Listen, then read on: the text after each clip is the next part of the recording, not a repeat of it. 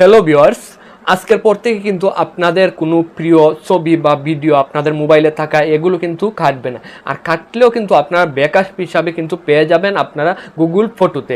আপনারা যদি গুগল ফটোতে যদি জিমেইল দিয়ে অ্যাড করে রাখেন আপনার প্রিয় ছবি বা ভিডিওগুলো, আর কিন্তু আপনাদের মোবাইল থেকে কেটে গেলেও কিন্তু আপনার গুগল ফটো থেকে কিন্তু ব্যাকআপ হিসাবে আপনাদের গ্যালারিতে নিয়ে আসতে পারবেন। তাহলে কিভাবে আপনারা গুগল ফটোতে আপনার ছবি বা ভিডিও অ্যাড করে রাখবেন সে বিষয়ে আমি এখন আপনাদের সাথে আলোচনা করব।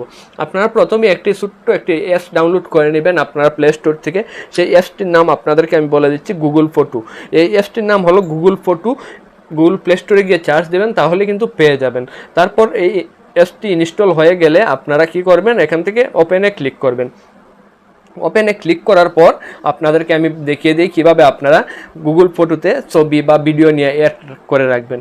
এখান থেকে দেখতে পাচ্ছেন আপনারা কিন্তু একটি জিমেইল কিন্তু এখান থেকে চাচ্ছে, এখান থেকে আমি অ্যালাউ করে দিচ্ছি।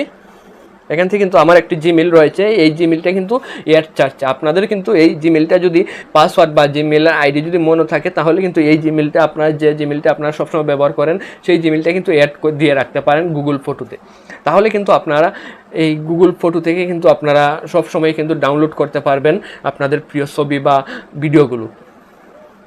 তারপর আমি এখান থেকে দেখুন, এখান থেকে কি চাচ্ছে, এখান থেকে ডু নট ব্যাকআপ আবার টার্ন অন ব্যাকআপ। আমি টার্ন অন ব্যাকআপে ক্লিক করে দেবো। তারপর এখান থেকে নেক্সটে ক্লিক করে দেবো, আবারও নেক্সটে ক্লিক করে দেবো, আবার ডানে ক্লিক করে দেবো। ডানে ক্লিক করার পর এখান থেকে দেখুন আমি কর্নারে ক্লিক দিলাম। কর্নারে ক্লিক দেওয়ার পর দেখুন অটো কিন্তু ব্যাকআপ হয়ে যাবে। আপনাদের কিন্তু গ্যালারিতে যতগুলো ছবি অথবা ভিডিও রয়েছে সেগুলো কিন্তু গুগল ফটোতে কিন্তু অটো ব্যাকআপ যাবে আপনাদের সম্পূর্ণ ছবি বা ভিডিওগুলো। এখান থেকে দেখুন এখান থেকে কিন্তু লোড নিচ্ছে, ব্যাকআপ ইজ অনে কিন্তু এখানে লোড নিচ্ছে, একটু সময় অপেক্ষা করবেন। আমি এখানে ক্লিক দিলাম। দেওয়ার পর এখান থেকে কী করবেন, যতগুলো ছবি আছে সেগুলো কিন্তু আপনারা শেয়ার করেও কিন্তু ব্যাকআপ নিতে পারেন। এই দেখেন এখানে কিন্তু যতগুলো ছবি রয়েছে সবগুলো কিন্তু মার্ক করে আপনি কিন্তু ব্যাকআপ নিতে পারেন। আপনারা সবগুলো আমি মার্ক করে দেব, মার্ক করে দিলাম। এখন কিন্তু এখানে রয়েছে ব্যাকআপ, একটি অপশন রয়েছে, এই ব্যাকআপ অপশনে আমি ক্লিক করে দিলাম। ক্লিক করে দেওয়ার পর কিন্তু সবগুলো কিন্তু দেখুন এখানে দেখাচ্ছে আপলোডিং 3 টাইমস। এখান থেকে কিন্তু আপলোড হচ্ছে আমার গুগল ফটোতে কিন্তু এই ছবিগুলো আপলোড হচ্ছে। এখান থেকে আপনাদেরকে দেখিয়ে দিই, দেখুন এখান থেকে কিন্তু আমি যে 5-6টি ছবি কিন্তু ব্যাকআপ হিসাবে নিয়েছিলাম, আর বাকিগুলো কিন্তু অটো জেনারেট হচ্ছে। এখান থেকে কিন্তু 1184টা ছবি কিন্তু অটো জেনারেট হয়ে কিন্তু গুগল ফটোতে ব্যাকআপ হচ্ছে।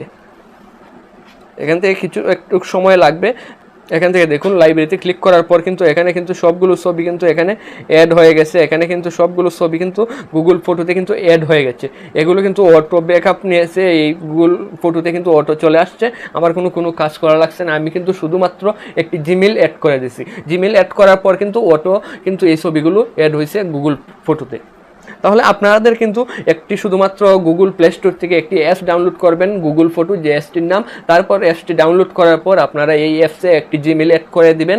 তারপর কিন্তু আপনাদের কোনো কাজ করা লাগবে না, অটো কিন্তু সবগুলো ছবি আপনাদের গ্যালারিতে যতগুলো ছবি বা ভিডিও রয়েছে সবগুলো কিন্তু গুগল ফটোতে গিয়ে জমা হয়ে যাবে। আর আপনারা কিন্তু ছবি এবং ভিডিওগুলো ব্যাকআপের জন্য কিন্তু এই অ্যাপসটি কিন্তু ব্যবহার করতে পারেন। খুবই একটি ভালো অ্যাপস, কারণ এইটি হলো গুগলের একটি অ্যাপস। সেখানে কিন্তু আপনাদের কিন্তু এই ছবি বা ভিডিও কাটার কোনো চান্স নেই। তাই আমি আপনাদেরকে সাজেস্ট করবো এই অ্যাপসটি আপনারা ডাউনলোড করে রাখতে পারেন আপনাদের স্মার্ট মোবাইলে।